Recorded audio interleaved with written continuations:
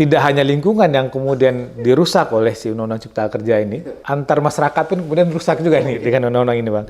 Tiba-tiba ada pencabutan, sudah kita amini pencabutan, diperbolehkan beroperasi. Mestinya ada pelanggaran pidana tapi nggak diproses, nggak diberlakukan. Meminta pertanggungjawaban. Pidananya, pemerintah hari ini belum bisa lepas dari genggaman korporasi. Mestinya pemerintah harus lebih kuat dari korporasi. Ketika pemerintah memandang sumber daya alam hanya pada satu sisi investasi, tanpa memikirkan keselamatan lingkungan, ya kita nggak bisa lepas dari bencana.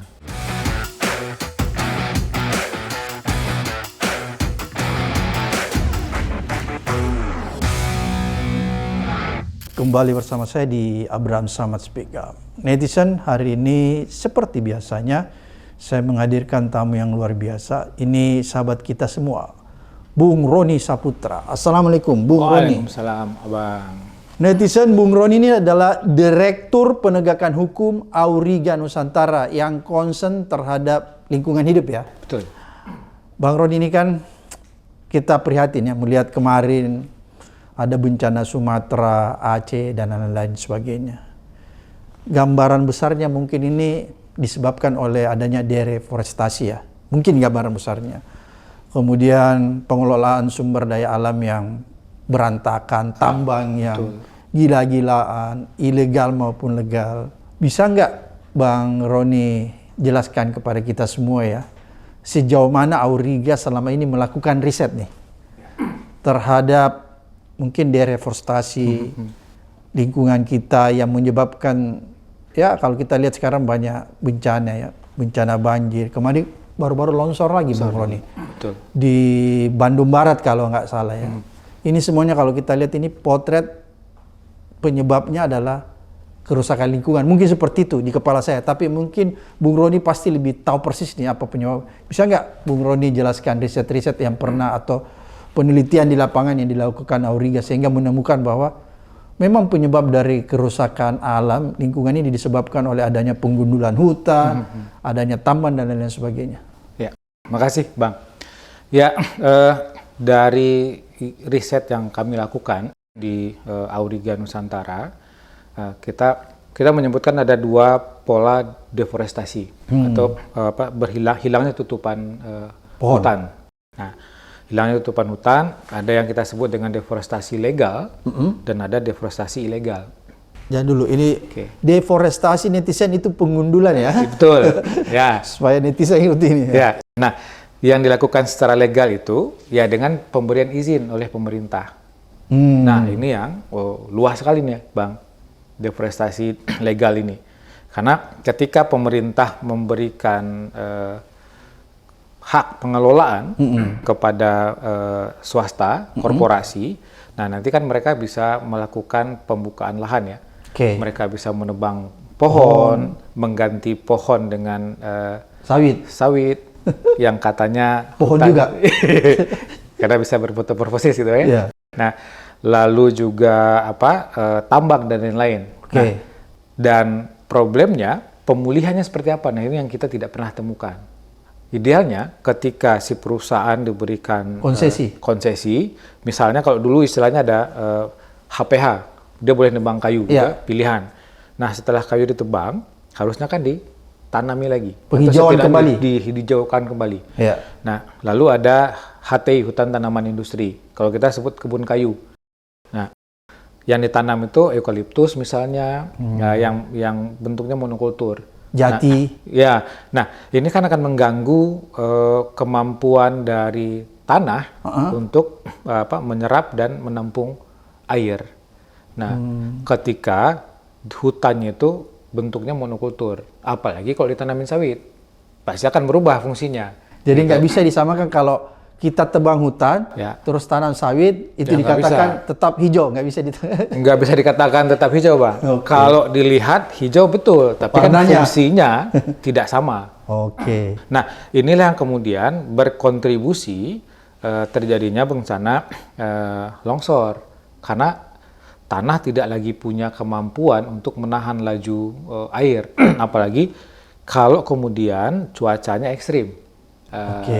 Ya kan, kayak di Aceh, Sumatera Utara, di Sumatera Barat, di Kalimantan juga baru juga terjadi, di Papua juga terjadi gitu ya, di Maluku juga terjadi, di Jawa Barat juga terjadi.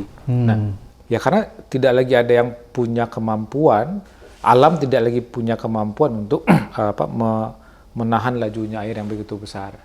Nah, kemudian inilah yang jadi salah satu material longsor, tanah, kayu-kayu yang sampai ke perkampungan masyarakat, gelondongan-gelondongan kayu besar begitu, yang berasal dari hutan alam tadi, yang dikonversi ya. Dari kawasan hutan, ada kan kalau di Indonesia itu mengatur ada kawasan hutan, ada hutan konservasi, hutan lindung, hutan produksi, lalu ada nanti namanya kalau sudah nggak ada hutannya namanya APL, areal penggunaan lain. Ya, bisa digunakan untuk apa aja. Bisa digunakan untuk apa saja. Nah, hutan lindung ini kan selalu berkurang dia. Karena itu tadi setelah pohonnya ditebang, ya udah, ya ini masih bisa digunakan untuk hutan produksi. Nah, turunlah satu di hutan produksi terbatas, hutan produksi konversi dan lain-lain. Kalau sudah lagi tidak ada, ya udah, oh ini bisa nanti untuk perkebunan. Jadi ketika pemerintah memandang sumber daya alam hanya pada satu sisi investasi, tanpa memikirkan keselamatan lingkungan, ya kita nggak bisa lepas dari bencana. Bang Roni, Ya. kira-kira ya kalau diperkirakan aja, walaupun tadi sudah disampaikan sekilas, deforestasi yang disebabkan oleh korporasi-korporasi yang memiliki izin yang legal, ya, dalam hal misalnya mendapat konsesi menebang hutan untuk industri-industri misalnya macam-macam, itu seberapa besar? Besar. Yang legal nih, yang legal. Kalau ditanya seberapa besar, besar Bang. Okay. Contoh aja nih, yang TPL itu konsesinya 160-an ribu hektar. Kita bisa bandingkan dengan Jakarta mungkin berapa luasnya. Berarti dia mendapat konsesi menebang pohon? Menebang pohon. Oke. Untuk kemudian nanti ditanam kayu, namanya eukaliptus, monokultur. Gitu ya. Jadi itu besar sekali ya. Yang Besar legal. sekali. Belum lagi nanti kalau untuk perkebunan sawit itu juga besar-besar Bang. Oke. Belum lagi yang ilegal. Belum lagi yang ilegal. Mana lebih besar, yang legal atau yang ilegal yang melakukan deforestasi? Lebih besar yang legal. Lebih besar ya? Lebih besar yang legal. Berarti kalau begitu sebenarnya menurut saya sebagai orang awam, pemerintah bisa mengambil tindakan dong. Karena dia tahu persis kalau yang legal kan? Betul. Sebenarnya apa sih yang nggak bisa dilakukan oleh pemerintah, terutama melakukan pengawasan ya? Karena kan semua perusahaan yang melakukan deforestasi, itu kan mereka mendapatkan perizinan dari pemerintah. Oke. Ada proses pengawasan yang harusnya dilakukan oleh pemerintah. Ada kontrol setiap saat ya? Ada kontrol. Kalau sekarang di Undang-Undang Cipta Kerja, ini kan undang-undang yang paling bikin kita stres. Bikin rusak lingkungan. Bikin rusak lingkungan Jadi, juga. Jadi dulu, Undang-Undang Cipta Kerja ini membuat banyak lingkungan bisa rusak ya? Iya. Tidak hanya lingkungan yang kemudian dirusak oleh si Undang-Undang Cipta Kerja ini, ya. Antar masyarakat pun kemudian rusak juga nih dengan undang-undang ini, Bang. Nah, itu ada dua pengawasan. Ada pengawasan rutin, ada pengawasan insidentil yang mereka perkenalkan ya, konsep baru di bawah turunan persetujuan berusaha, perizinan berusaha. Nah, ada yang rutin ini ada per 6 bulan gitu ya. Nah, artinya gini, ketika pemerintah tidak melakukan pengawasan atau setidak-tidaknya terjadi kerusakan di satu areal yang dikelola oleh satu perusahaan, pertanyaannya pemerintah berkontribusi nggak? Atau jangan-jangan nih Bang, kalau menurut Panji itu kan berdasarkan keyakinan saya misalnya gitu ya, karena kan keyakinan nggak bisa dipidana ya. Jangan-jangan sudah ada kong kali kong, jangan-jangan ada korupsi dong di sini nih. Dalam konsep pengawasan perizinan gitu kan, karena pengawasan itu harus rutin dilakukan. Kalau pengawasan rutin dilakukan, artinya kan bukan areal mana itu pasti akan ketahuan. Apalagi setiap perusahaan yang punya konsesi itu, dia kan setiap tahun wajib menyerahkan RKT, rencana kerja tahunan. Nah, dia mau buka blok yang mana nih? Kalau dia di RKT-nya yang blok A yang dibuka, tiba-tiba di blok B yang dibuka, itu sudah masuk pelanggaran. Jadi sebenarnya Bung Roy mau katakan kalau pengawasannya itu teratur sesuai dengan aturan, sebenarnya bisa dicegah ya Bisa terjadinya dicegah. penggundulan itu ya. Betul, bisa dicegah terjadinya pengundulan. Nah, apalagi Bang, kalau di tambang kan, di tambang itu kan ada kewajiban untuk mereklamasi.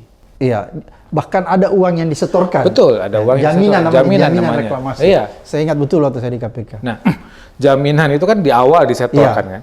Nah, kalau perusahaan sudah habis masa izinnya, kan harus memperbaiki. Bahkan setiap tahun itu dia harus melakukan perbaikan. Oke. Yang terjadi apa? Di Indonesia itu kita temukan banyak lubang-lubang tambang, bahkan yang sudah menimbulkan korban jiwa. Ada anak-anak yang kemudian terjatuh. Karena apa? Reklamasinya itu dijadikan sebagai tempat wisata, namanya Danau Tambang.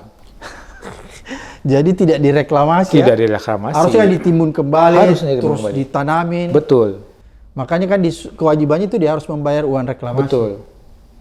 Nah, di kehutanan kan juga sama. Ada jaminan juga yang harus diberikan. Ada nggak Auriga temukan uang jaminan reklamasi itu ada nggak yang disalahgunakan kira-kira sehingga tidak dilakukan reklamasi?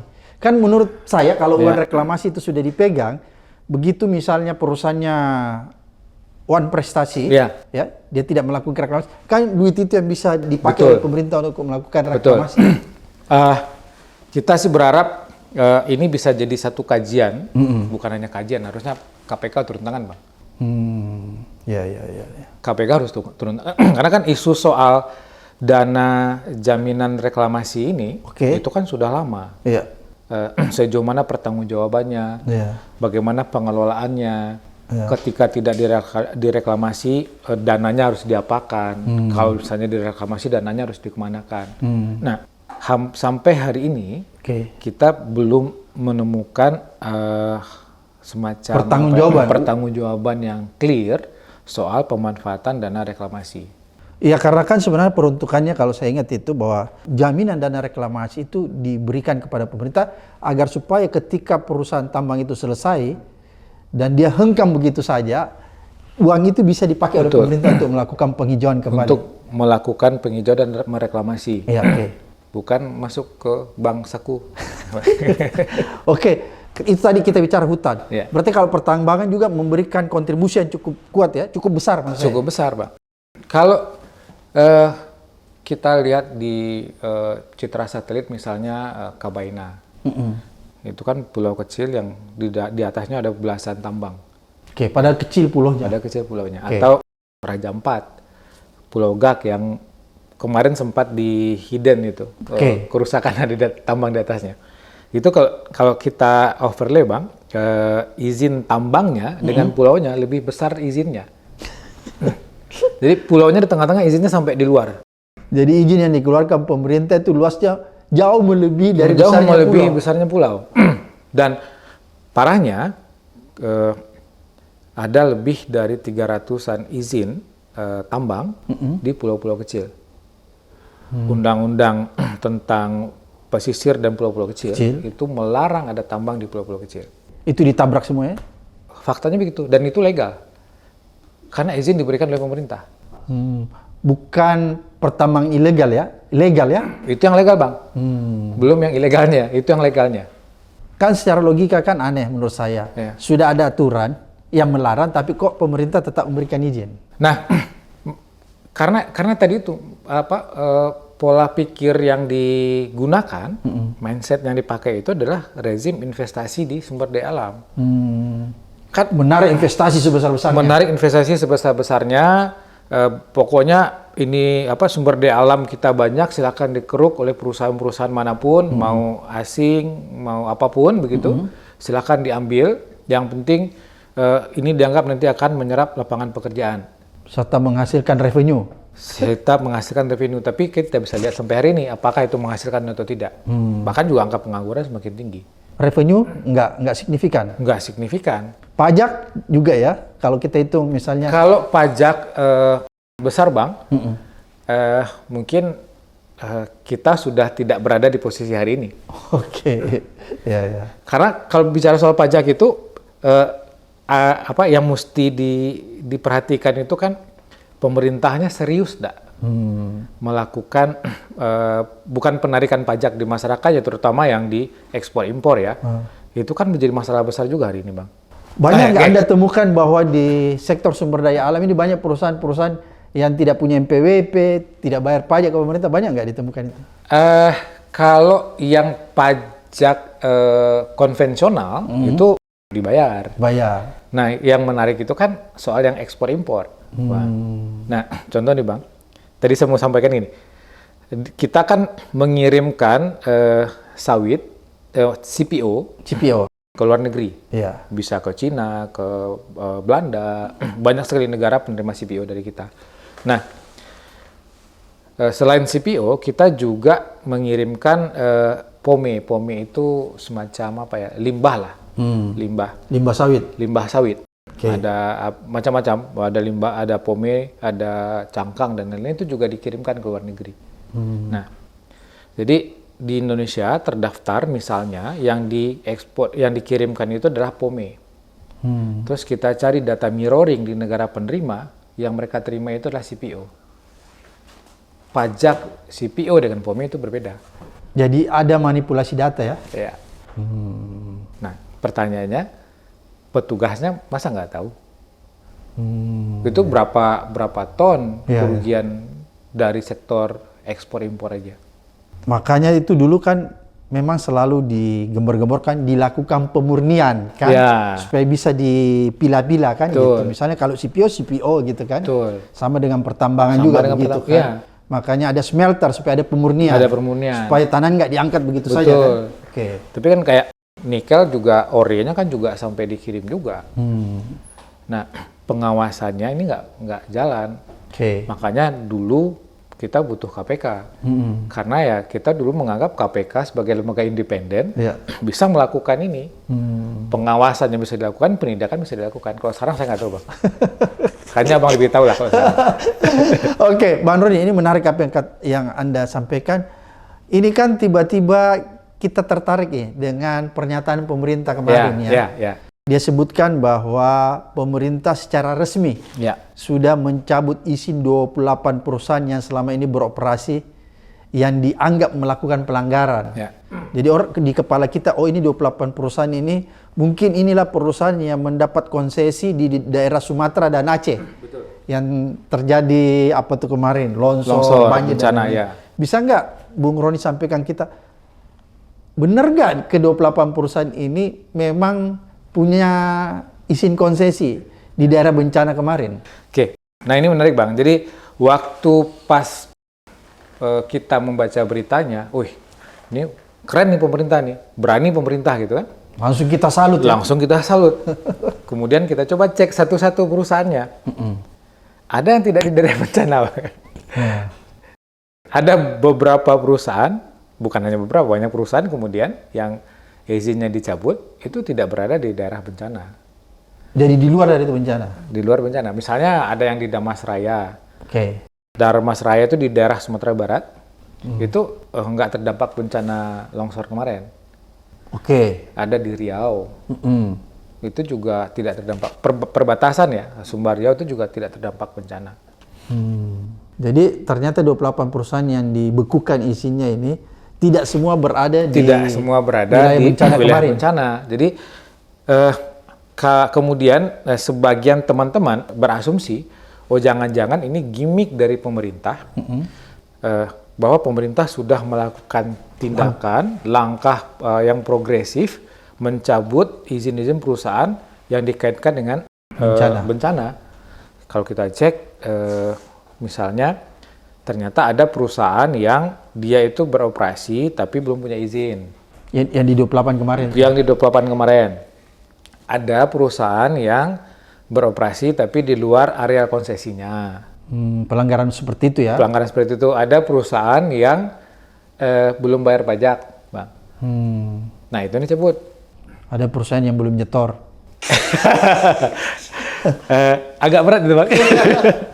Nah, itu kondisinya. Bahwa beberapa dari perusahaan itu memang menjadi perusahaan yang diperhatikan oleh masyarakat sipil sebagai satu perusahaan yang merusak lingkungan, perusahaan yang melakukan pelanggaran HAM, perusahaan yang memberikan dampak terhadap hilangnya, berkurangnya satwa liar endemik misalnya ada, itu jauh-jauh hari sudah dikasih tahu sebelum ada bencana, itu sudah dikasih tahu. Auriga sudah pernah memberikan warning kepada pemerintah sama Tidak teman-teman hanya Auriga, lingkungan lain. teman-teman lingkungan itu sudah menyampaikan. Misalnya di Batang Toru ya, Batang Toru itu kan ada satwa liar endemik, orangutan Tapanuli, yang jumlahnya sangat terbatas, langka dan itu harus akan dilindungi. terdampak dengan pertambangan emas yang ada di situ. Lalu ada juga perkebunan sawit, ada hutan, ada HTI juga, PBPH yang sekarang namanya sudah diganti. Lalu juga terkait dengan pembangunan PLTA. Itu sudah jauh-jauh hari. Nah, kita masih ingat meninggalnya Goldfried, aktivis Walhi di Sumatera Utara yang mengadvokasi Batang Toru. Itu jauh-jauh hari diingatkan. Artinya gini Bang, kalau serius pemerintah, kenapa pada setelah terjadi bencana, ya kan? Mestinya dari awal-awal itu dilakukan oleh pemerintah. Setidak-tidaknya akan bisa mengurangi dampak dari bencana. Berarti Anda mau katakan bahwa sebenarnya masukan dulu dari teman-teman yang konsen di lingkungan kepada pemerintah, kalau itu diindahkan masukannya, diantisipasi, maka dampak bencana Aceh Sumatera tidak separah ini. Tidak separah ini. Karena memang sudah di-warning. Sudah di-warning dari awal. Tapi nggak dilakukan. Tapi tidak dilakukan. Nah, sama juga. Terakhir kan ada, saya lupa nama perusahaannya, mau melakukan penebangan hutan kayu secara terpilih di Siberut. Nah, itu diberikan izin juga sama pemerintah. Padahal Siberut itu pulau kecil, Bang.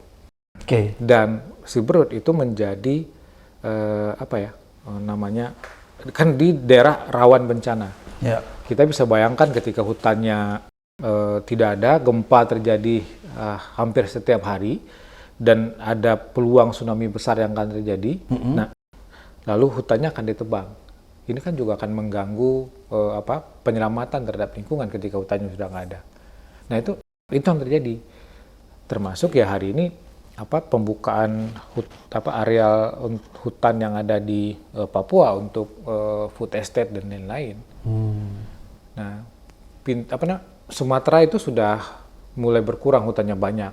Jadi pindah. Kalimantan juga sudah berubah juga sebagian untuk sawit.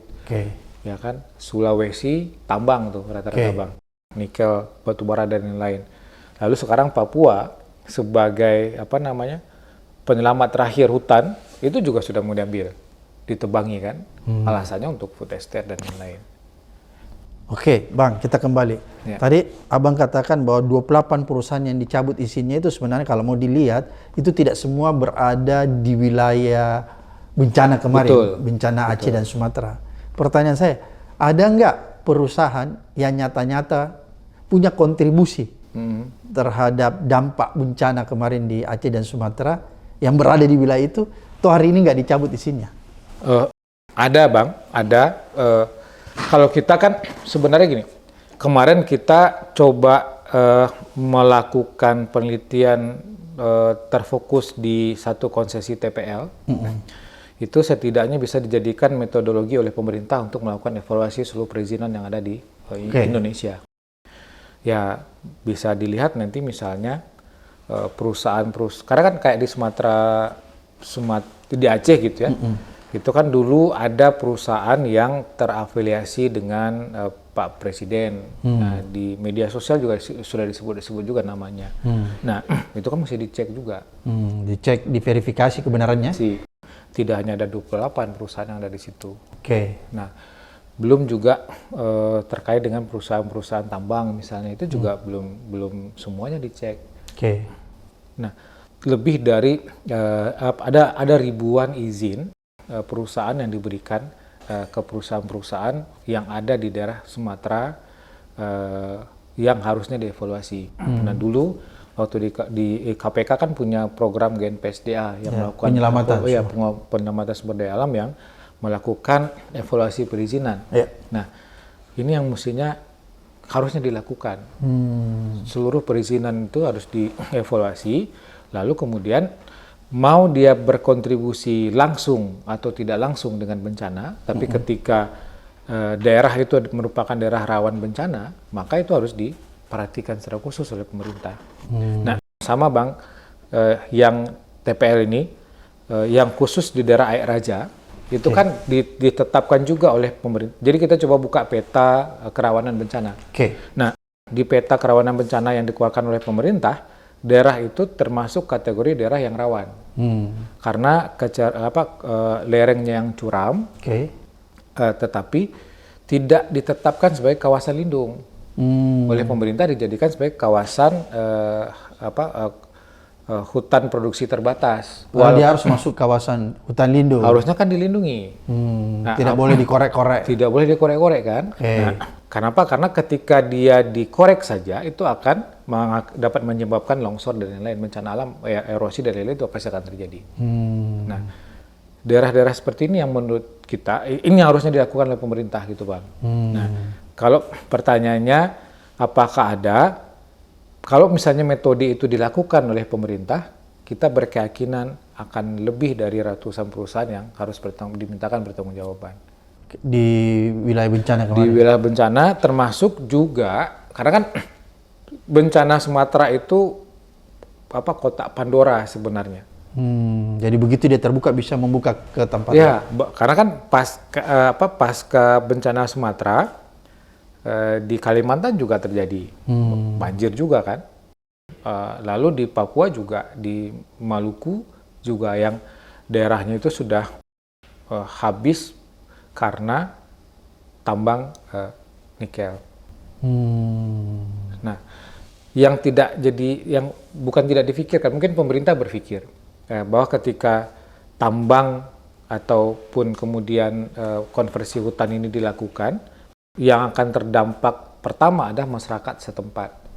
Nah, kalau misalnya pemerintah melaksanakan kewajibannya, artinya harusnya kan di daerah-daerah yang dekat dengan pemukiman, itu kan tidak boleh dikeluarkan izin, tidak boleh diberikan izin.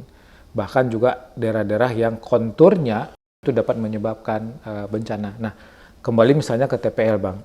Di TPL itu kita kan menetapkan daerah yang kita coba investigasi itu Pasir Kaman namanya, satu daerah yang juga terdampak bencana.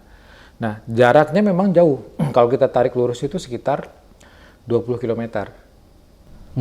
Nah, tapi dengan dia berada di bagian hilir, nah, longsor itu kan nggak mungkin ada di hilir kan? Di hulu. Pasti di hulu. Ya. Nah, hulunya itu tebing-tebing. Ya. Nah, di atas itulah terdapat konsesi yang diserahkan pada perusahaan-perusahaan. kepada perusahaan-perusahaan. Bang Roni, ada yang menarik. Itu kan kemarin pemerintah mengumumkan bahwa mencabut izin 28. Ya. Tapi kemudian disebutkan bahwa izinnya dicabut. Itu gimana tuh? Silahkan beroperasi. Itu gimana tuh narasinya tuh? Apa sih yang terjadi? Itu gimana tuh kalau izin dicabut? Kalau dicabut kan udah selesai Bang. Selesai, nggak boleh beroperasi kan? Nggak bisa beroperasi Ini dong. kemarin dikatakan boleh beroperasi. Dikatakan boleh lanjut operasi, alasannya soal ketenagakerjaan. Nah, ini kan apa ya? Jadi kayak main-main aja. Takut dosa kita ngomongnya Bang. Maksudnya kalau sampean sudah mencabut izin, ya udah selesai. Nggak ada embel-embel. Nggak ada embel-embel apapun. Nah, nah ini yang menarik Bang. Kondisi itu kemudian diamini oleh peraturan perundang-undangan yang ada, yang turunan Undang-Undang Cipta Kerja. Jadi memang dimungkinkan oleh Undang-Undang Cipta Kerja. Undang-Undang Cipta Kerja itu khusus soal lingkungan itu diatur di PP 22 tahun 2021. Nah, soal persetujuan lingkungan. Nah, di situ disebutkan memang. Jadi persetujuan lingkungan itu diberikan kepada perusahaan yang sudah mau berkomitmen untuk menjaga lingkungan dan bla bla bla semacam. Statusnya itu hampir sama dengan izin lingkungan, tapi polanya berbeda. Kalau izin lingkungan itu kan harus ada UKL, UPL, AMDAL dan lain-lain. Itu rejim izin lingkungan. Izin lingkungan. Nah, sekarang namanya persetujuan lingkungan. Sekarang rejim persetujuan lingkungan. Jadi nggak perlu ada AMDAL terlebih dahulu. Tidak perlu ada AMDAL. Yang penting ada komitmen. Komitmen dulu. Komitmen itu cuma tertulis saja. Iya, kira-kira begitu Bang. Nah, dari persetujuan itu, kalau misalnya persetujuan tidak dipenuhi, tidak dijalankan, nanti ada sanksi administrasi. Dievaluasi, nanti ada sanksinya. Sanksinya bentuk sanksi administrasi. Dari teguran tertulis sampai paling berat itu adalah pencabutan. Pencabutan perizinan berusaha. Karena persetujuan ini dia sebagai pintu masuk untuk ada perizinan berusaha. Untuk melakukan eksploitasi, eksplorasi. Persetujuan lingkungan ini pintu masuk untuk ada izin berusaha. Izin itu yang dicabut. Nah, salah satu jadi dulu berarti karena adanya Undang-Undang Cipta Kerja lebih memudahkan sebuah perusahaan melakukan eksplorasi ya. Karena cukup dengan itu tadi komitmen aja. Kalau dulu waktu rejim izin itu harus didahulukan dengan AMDAL-nya baru bisa diberikan izin eksplorasi. Ini sekarang biar nggak ada ya.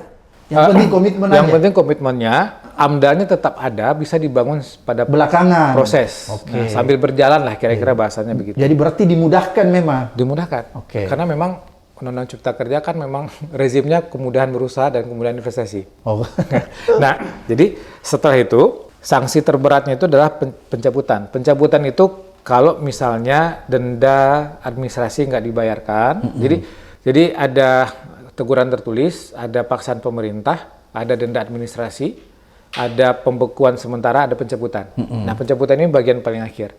Memang di PP itu tidak mensyaratkan sanksi administrasi itu berjenjang, Bang. Bisa saja berdasarkan hasil pengawasan itu merekomendasikan misalnya pencabutan izin. Nah, tetapi pencabut seluruh sanksi administrasi tadi itu bisa hilang ketika kewajibannya dipenuhi. Dia bayarlah dendanya misalnya, lalu paksaan pemerintah dijalankan, izin yang tadi dicabut itu bisa dihidupkan lagi. Jadi pencabutan izinnya bisa dihidupkan kembali. Bisa dihidupkan kembali.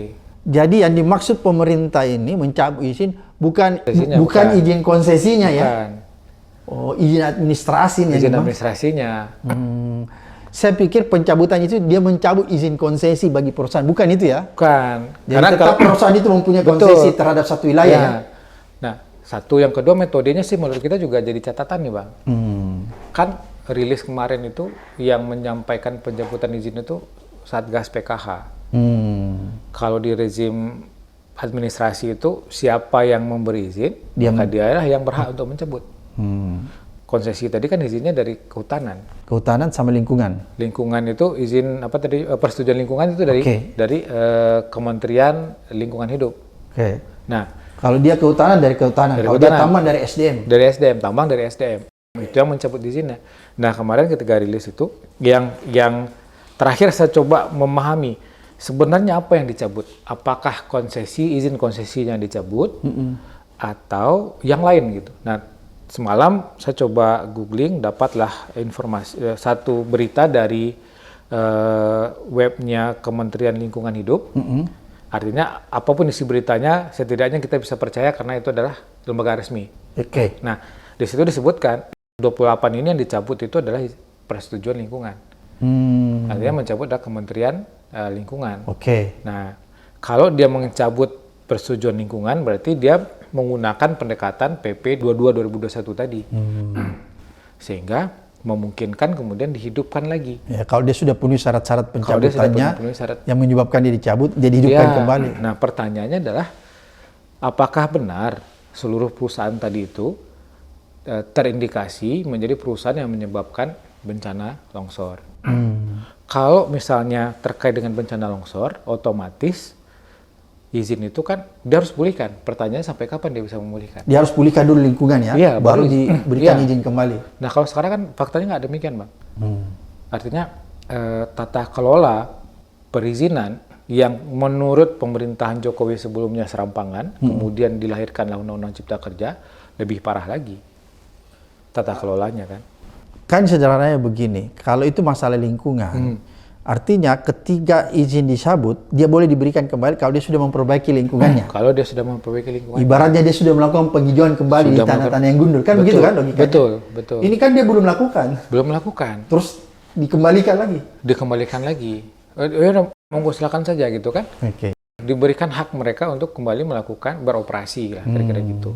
Nah, Satu itu Bang. Jadi kalau menurut Bang Roni harusnya yang dicabut kalau serius izin konsesinya ya, Cabut izin konsesinya supaya dia nggak bisa beroperasi. supaya tidak bisa beroperasi. Yang paling penting sebenarnya adalah meminta pertanggungjawaban Pertanggungjawaban pidana. pidananya. Ini yang mestinya menjadi concern pertama, Bang.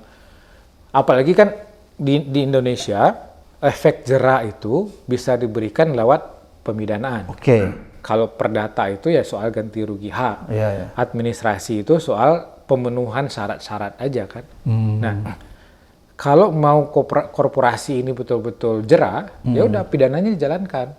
Karena toh di dalam Undang-Undang Lingkungan Hidup, di dalam Undang-Undang Kehutanan, di dalam Undang-Undang P3H, itu sudah terpenuhi sebenarnya unsur-unsurnya. Untuk dilakukan Pidana mulai, lingkungan ya? Ya, mulai ada soal kesengajaan, kelalaian dan lain-lain. Nah, ini yang mestinya dikedepankan nih prosesnya. Bahkan kalau hari ini kan dengan adanya KUHP yang baru, yang KUHP baru yang bikin kita kesal juga.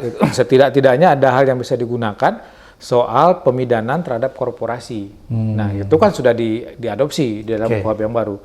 Bahkan sanksi berupa pidana tambahan, misalnya perbaikan terhadap kejahatan mereka, itu juga sudah ada di dalam diakomodir di dalamnya. Nah, terapkan ini. Bahkan juga ganti rugi juga sudah diterapkan, sudah bisa dimanfaatkan juga di situ. Nah, pemidanaan itu akan jadi lebih efektif kemudian daripada pemerintah supaya mendapatkan atensi publik, perhatian publik menjadi senang. Kalau boleh kita sebut dalam tanda kutip ya, pura-pura mencabut gitu kan. Lah kan juga SK-nya kita belum dapat, Bang. Kan pencabutan itu harus melalui surat keputusan. Ini cuma pernyataan ya? Baru ada pernyataan. Nah, perlihatkan SK-nya, baru kita bisa bilang itu bukan pura-pura mencabut. Ya kan? Jadi kalau ini Bung Roni mau bilang ini pura-pura mencabut? Sepertinya jadi pura-pura mencabut. Nah, pura-pura mencabut dan menganggap keseluruhannya berkontribusi pada bencana. Nah, ini yang mesti diluruskan oleh pemerintah. Baiknya pemerintah kan menyampaikan informasi secara akurat, secara benar, secara lurus. Karena saya lagi berpikir juga nih Bang, ini agak keluar konteks. Yeah. Kalau masyarakat menyebarkan hoax, dipidana. Gitu. Yeah. Kalau negara gimana? Yeah. Jadi kalau dia juga melakukan hoax harus dipidana. Nah, pemerintahnya kan juga harus bertanggung jawab. Okay. Nah, artinya itu yang harusnya dilakukan. Yang kedua, di rezim keterbukaan informasi publik hari ini, hal-hal yang berdampak besar kepada masyarakat harus mendapatkan informasi, termasuk juga soal SK pencabutan. Nah, serta langkah selanjutnya yang harus dilakukan oleh pemerintah. Karena ketika dicabut, pertanyaan lanjutan dari masyarakat adalah yang tadi itu, ketika kita anggap cabutnya nggak pura-pura. Nah, anggaplah benar gitu. Siapa yang akan memulihkan kerusakannya? Ya. Kalau pemerintah yang memulihkan, berarti negara rugi besar. Rugi tidak mendapatkan kompensasi dari perusahaan misalnya, rugi karena bencana sudah terjadi, negara harus melakukan perbaikan atas kerusakan, negara juga yang harus memulihkan. Jadi Bung Roni mau katakan seharusnya kalau dia dicabut, tetap perusahaan yang dicabut itu diberikan kewajiban untuk memulihkan lingkungan. Ya, bukan diberikan hak untuk tetap beroperasi, ya, tapi diberikan kewajiban untuk memulihkan kerusakan. Itu yang harus dilakukan, bukan dicabut terus diberikan lagi hak untuk melakukan operasi. Harusnya perusahaan itu dicabut di sini dan diberikan kewajiban untuk memulihkan lingkungan. Karena di PP 22 itu dinyatakan, Bang. Artinya tadi itu jangan hanya untuk memuaskan masyarakat supaya dapat support besar dari masyarakat. Omon-omon yang keluar gitu kan. Faktanya tidak demikian. Nah, mestinya sudahlah Pak Presiden, mestinya yang didengarkan oleh Presiden itu adalah masyarakat, bukan para pembisik. Apa yang kita bisa garis bawahi dari peristiwa polemik pencabutan ini dan kejadian bencana yang disebabkan oleh kerusakan lingkungan yang tadi cukup signifikan memberikan kontribusi adalah perusahaan-perusahaan, baik perusahaan yang mendapat izin legal maupun ilegal. Ya Bang, satu saya sebagai sarjana hukum sepertinya ilmu hukum nggak bermanfaat hari ini. Oke. Karena apa? Karena tiba-tiba ada pencabutan, Heeh. sudah kita amini pencabutan, diperbolehkan beroperasi. Iya. Nah, mestinya ada pelanggaran pidana tapi nggak diproses, Nggak diberlakukan. nggak Ya? diberlakukan. Oke. Terus ngapain selama ini kita belajar hukum? Ya, ya, ya. Kalau misalnya politik yang akan ada di atas begitu. Itu satu. Yang kedua, pemerintah seolah-olah seakan-akan sepertinya menjadi tidak begitu serius dalam menanggulangi bencana ini. Tidak begitu serius ya karena dampak bencana misalnya di Aceh, di Sumatera Utara dan Sumatera Barat hari ini masih terjadi. Masih terus terjadi. Masih terus terjadi.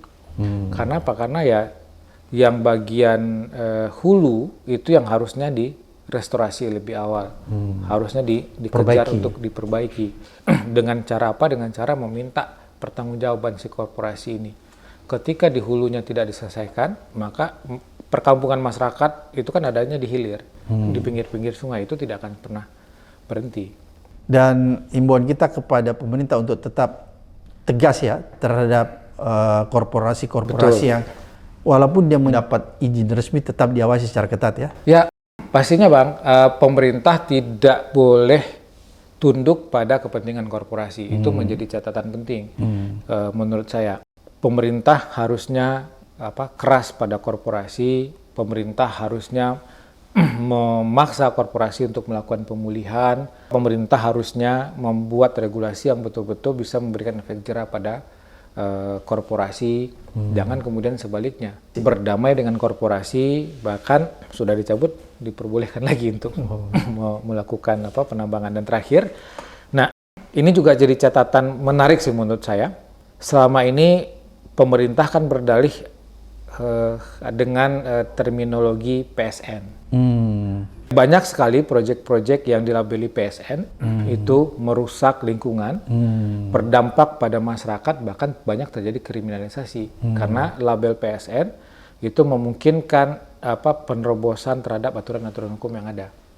Dan bahkan menariknya pihak swasta kemudian juga diberikan hak untuk bisa mendapatkan label PSN sepanjang mau bekerja sama dengan pemerintah. Jadi diberi privilege ya. Privilege. Nah, itu yang menjadi tesis buat kita menyebutkan ya pemerintah hari ini belum bisa lepas dari genggaman korporasi. Mestinya pemerintah harus lebih kuat dari korporasi.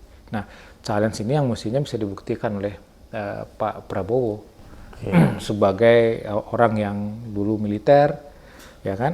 Apalagi hari ini kan banyak juga militer yang berada di mantan militer lah yang berada di kementerian. Nah, tunjukkanlah kepada masyarakat, kepada publik bahwa negara itu ada untuk masyarakatnya dan akan berada di depan masyarakatnya untuk melawan kepentingan korporasi. Jadi konkretnya negara harus hadir untuk melindungi rakyatnya. Betul. Dan berhadapan dan tidak boleh memberikan privilege terhadap korporasi. Betul. Oke, terima kasih Bung Roni, luar biasa apa yang disampaikan. Mudah-mudahan mengedukasi kita semua ya, mencerahkan kita sekaligus menuntun kita untuk melihat kebenaran yang ada di depan mata kita. Sampai ketemu di episode berikutnya di Abraham Samad Speaker.